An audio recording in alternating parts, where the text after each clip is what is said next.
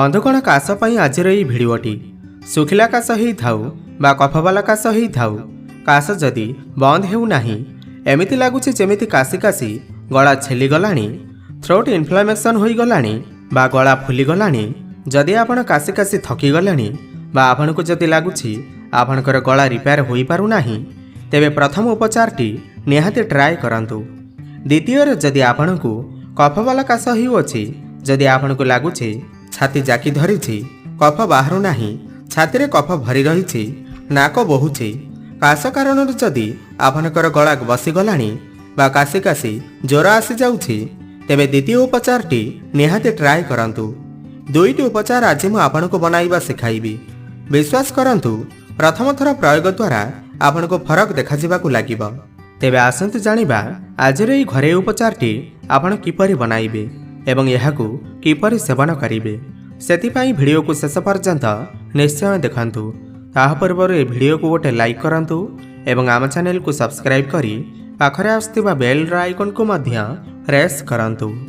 जदि आपनको लागुछि आपनको सुखिला काश होउछि कफ नाही बा छाती जाकी धरिछि तेबे आपण चिमुटाई हळदी गुंड नियंतु। एबे एहाकू निज कलर जाकी धरंतु। धीरे धीरे एहाकू चुसंतु। जेते समय पर्यंत आपण पारिबे सेते पर्यंत एहाकू कलर रखी चुसंतु। धीरे धीरे एहाकू चुसंतु। व्यस्त होई शीघ्र चुसिबार आवश्यकता नाही।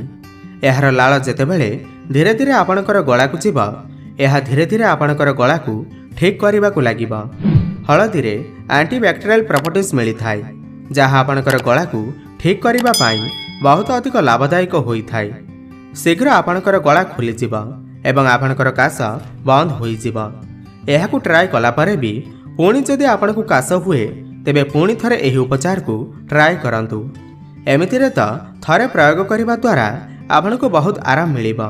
तथापि आपणकर काश बंद होला पर्यंत बा आपणकर गला संपूर्ण रिपेयर होला पर्यंत आपण एहाकू ट्राए करि चलंतु।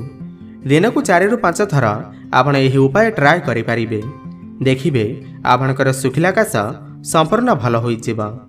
एबे जानिबा कफवाला काश पाई आपण कोन करिवे। प्रथमे आपणकू 1 चमच अदा रसर आवश्यकता पड़िबो। एबे एथिरे आपण 1 चमच महू मिसाई दियंतु। उभय को भल भावरे मिक्स करि दियंतु। एबे आपण एहाकू पियंतु। जेमिति आपण एहाकू पीबे देखिबे आपणकर गळाकू आराम मिलिबो। जाकी धरिथिबा छाती खोलिबाकू लागिबो। जेउ कफ छातीरे लागि रहिछि ताहा तरली पेटकू चली जिवो एवं सकाळे मल बाटे बाहरी जिवो। नाक एवं गळारे जमा होइतिबा कफ काश बाटे बाहर को बाहरी जिवो। छातीरे जमा कफ सफा हेबाकू लागिबो एवं आपणकू आराम मिलिबाकू लागिबो। एहा ठंडा वाला काश होई थाए। आपणकू बहुत अधिक ठंडा होई गले छातीरे कफ जमी आपणकू काश हेबाकू लागि थाए। सेथिपाई एही उपचार को निहाती ट्राए करंतु। एमितिरे प्रथम थर एहार सेवन द्वारा आपणकू बहुत रिलैक्स मिलिबो। हेले जदि आपणकू आउ काश होई थाए तेबे दिनकू 3 ରୁ 4 थर आपण एहाकू सेवन करि परिबे।